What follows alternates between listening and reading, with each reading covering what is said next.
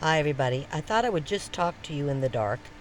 These are the Arctic airs that I keep ice in, and I soak the sponges, and they do give out cool air, which does help a little bit. I mean, I sit right in front of them, and I have a fan across from me, which you can't see. I have a total of 6 fans in here.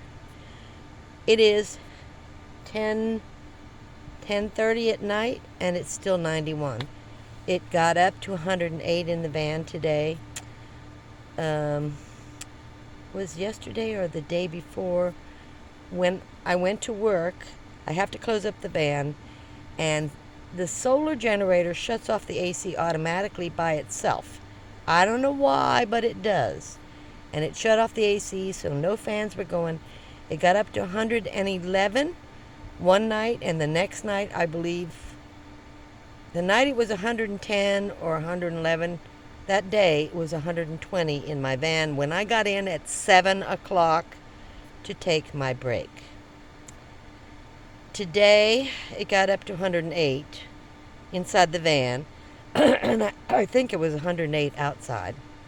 And that's with all these fans going. I have decided it's getting to be a lot. Every 30 minutes you got to 80, every 30 minutes to, I try to make it 45 minutes. This becomes warm water, and the sponge has dried out. So you're talking a lot of maintenance all day long. I'm using 16 pounds of ice. I bought 16-pound bag at 11 o'clock this morning. And almost 12 hours later, I have maybe 2 pounds of ice left in my refrigerator. I had to turn off the refrigerator. I'm just using it as a cooler because I cannot get, the solar is so hot. It's not charging at all. I can sit in the sun all day long, and maybe it'll get up to 30%, which might get me through the night running the fans. That's it. It can't do anything else. So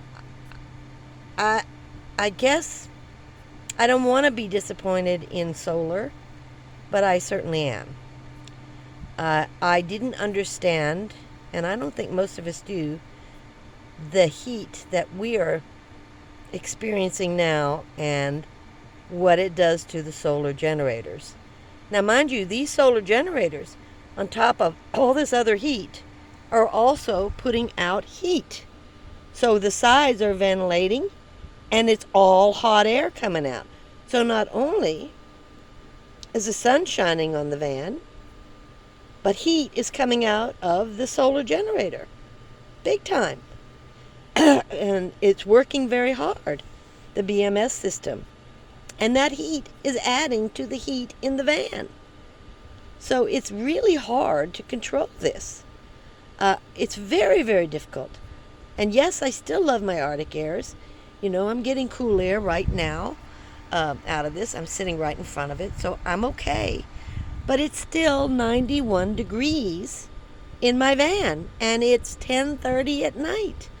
I can't get to sleep till 1 or 2 in the morning. It's got to get down in the 80s before I can even think about sleeping. So a lot of money was invested in solar, and I'm thinking that maybe I should have not gotten the larger solar and saved my money. Well, thank goodness my son bought the 2000. The 1500 I'm still quite happy with. The 2000 is the one I'm having very serious problems with from the heat. The 1500, yes, super hot. This is the second time my van has gotten up to 120. One day last year, it was 110.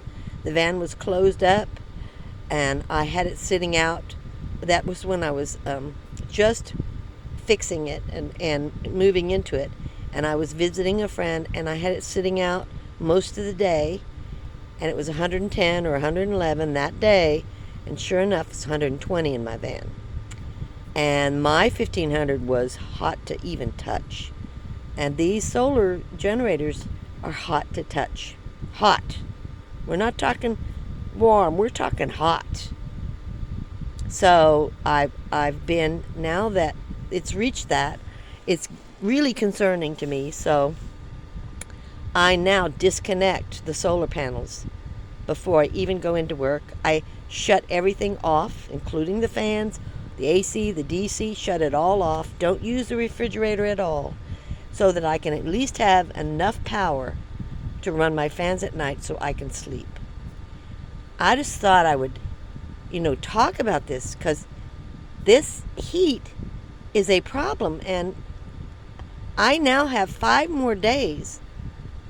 Tomorrow it's 115. The next, I've already talked about it, 113. The next day, 111.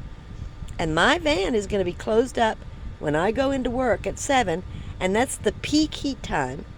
Well, I don't go into work at 7. I take my break at 7. I go into work at 4. Peak heat is 5. So it's reaching its highest temperature at 5 o'clock in the afternoon here in California. It's a extreme situation. And I don't want to judge my solar generator on extreme situations, but that's what we use them for, extreme situations. And yeah, so this is kind of interesting, but I'm going to have to go to my son's tomorrow. 115, I'm taking the solar units out of the van and putting them in the garage. Again, I have no facts, I have no reality to even worry about this, but I did watch a Prius explode. The battery exploded in that Prius.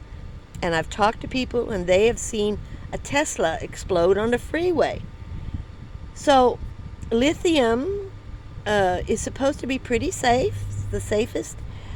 But again,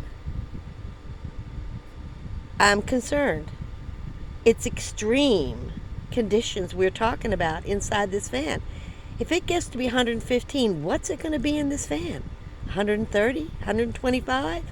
I don't know, because it's going to be closed up because I'm going to my son's, and then we're going somewhere. I'm just telling you, I know you're just looking at a screen. This is a real problem with solar generators, at least for people who live in tin cans, a van. So I'm just giving you information. I don't know why I'm frustrated, but I am. And I'm just letting you know the difficulties in living in a van, which is a tin can. Think about it. It's all tin, even though I have insulation, and I need more. I've got double layers in certain parts of it. But this is pretty bad. This is really, really bad. So the next few days I will be in air conditioning or a cooler house and not the van. Hope you're doing okay and you're not in this horrendous heat. I will talk to you next time. Have a great day. Thanks for watching. Camo.